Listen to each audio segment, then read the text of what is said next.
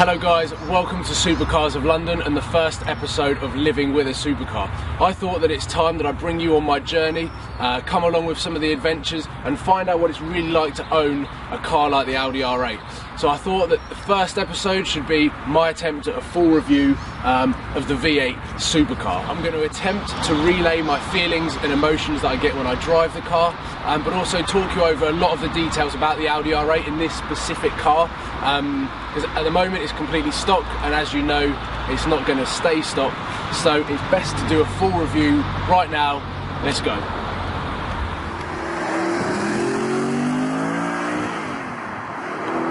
Stats man, but what I do know is it's about 75 inches wide, so if you want to go on Google and convert that into meters or however you want to understand it, you can do that. But after the end of this video, as we walk around, we've got the 19-inch double 5-spoke wheels with black brake calipers. I hope they get painted soon. Moving along, we've got the silver metallic paint, so it's quite flaky in the sun. It looks awesome. And then here we have probably the most expensive optional extra on the Audi R8 from new. It's the carbon fibre side blades. No idea how much they are. I think they're in the region of about £3,500. Check out some of the engine, nice and warm. And the things that you can differentiate between the Audi R8 V8 and V10, it's got 4 tailpipes, not exhausts. SB Race Engineering corrected me on the fact that these are tailpipes and not exhausts. The R8 V10 actually has 2 blades instead of 4, and this whole back is in black. And then moving around, the V10 has different style wheels, as you've probably seen on the likes of Shmee 150's car. The side blades are more aggressive. So this is the Audi R8 V8 from the outside. Let's head inside and we'll talk about some of the details of the interior. So inside the Audi R8 V8, you sit quite low to the ground. I'm probably about 2.5–3 feet off the ground, eye level. And we've got the, I don't even know, a flat bottom steering wheel, and it's like full leather. So it's nice to have when your hands are like that, but it's quite weird and quite funny to get used to having the steering wheel with a flat bottom. We've got a hell of a lot of carbon all around here, which again is optional extras. And then ahead of me, we've got some controls that you can use to do the sat nav or the music system. But the overall seating position of the car is actually very central. The steering wheel is exactly where I'd want it to be. The pedals, again, exactly where you want it to be. I've watched reviews of Top Gear and things like that saying that Lamborghini and sometimes Ferrari don't get the driving position right. You've got your feet over there and you're... But for the Audi, of course, as being German, it's absolutely perfect. And then if we start it up, you have to put your foot on the clutch, steering wheel in, and you see the dials go crazy for a bit, and it all sort of goes red. Copyright issues with music. And here we go, let's go for that.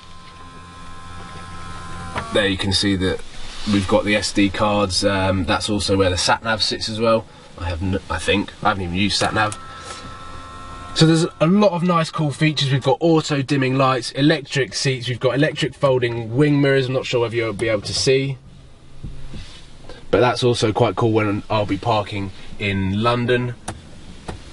And overall it's just a really nice spec car, and obviously when you start it up you get the big V8 grumble. So we'll go and take this car free at the moment.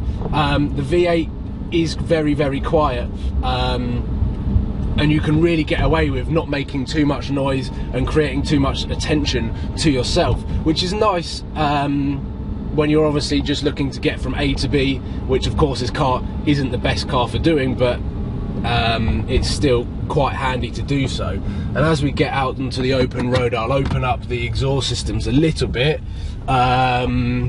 just slightly, and you'll be able to really sort of hear the V8 sound. So here we go.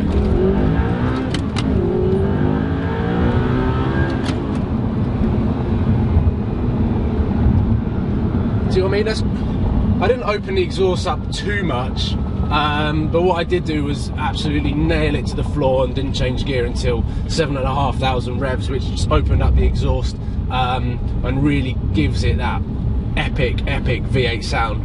I get addicted to it. I really get addicted to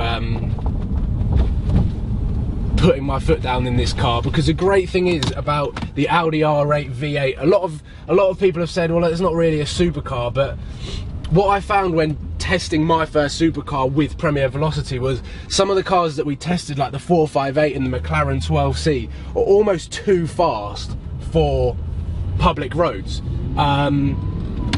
As you know, the 12C actually gave me a headache, and the 458, it's so fast, but it's also so dangerous because you can lose your license like that, whereas this is manageable power. We've got 420 brake horsepower, and it feels like, I mean, I'm 23 years old, I've jumped up from a Vauxhall Astra 1.6, and it didn't take me too long to get used to the sort of the power surge that you get in the car. So we're doing 2,500 revs now, 30 miles an hour in third gear, and just put my foot down and it just wants to go. The Audi R8 was created to be a rival to the Porsche 911,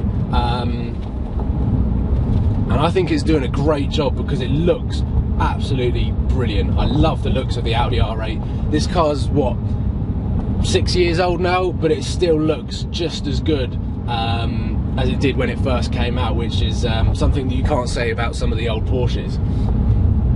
The sound wise, again, is absolutely brilliant, and like, I just can't get away from the fact that you can drive this at very slow speeds, get away with it, and open the taps when you want. I mean, there's a gap here of like 15 feet and you just put your foot down and it's just so much fun. So let's touch upon the handling of the Audi R8 and actually being behind the wheel of the 4.2 V8. My first impressions of actually driving it for the first time, which was after I bought it, because of course I didn't test drive it, was that the steering wheel is really quite heavy, and at low speeds it takes a lot of getting used to. It's almost having the Vauxhall Astra, which was a 2007, which obviously had power steering. This sort of feels like I'm going back in time a bit, and it doesn't have power steering. Here we go. We've got some nice turns, and the brilliant thing about this car is obviously it's built for speed and built for cornering. It just hugs the corners like it's not even trying, which is probably the best thing about driving a car that's so low to the ground, has such fat tyres, and it's got so much power. Driving the Vauxhall Astra, the tyres are probably half the width, so when you're going around a corner, like, you'll feel like you're going to topple over like a bus or something like that. But like driving around, like with the traction on, obviously, it really hugs the road and is a real pleasure to drive. So we're just coming around to this sort of U-bend now, and I'm just like, got one hand on the steering wheel and I'm not really trying, and I took that turn at like, oh, this is going to be,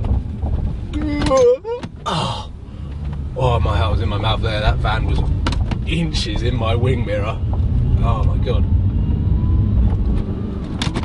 But it's, handling wise, as much as the steering wheel is quite heavy, it gives you that sense of being connected to the road and actually being in control of the car, whereas some of the other cars that I've been in or have heard about in reviews have got quite light steering wheel. My girlfriend's car is a Fiat 500 and it's built for the city, and the steering wheel is like bouncing on air bubbles, it's that light. So just going to try and avoid this pothole. Oh, we've got a bit of a tunnel. Here we go. Oh. There we go, there's the brakes. What the hell? We've come to an impromptu car boot sale or something like that, and I don't really know what's going on. And they're realising that we're videoing. What's going on? I have no idea, but we're getting quite a lot of looks for interrupting, I think is the word.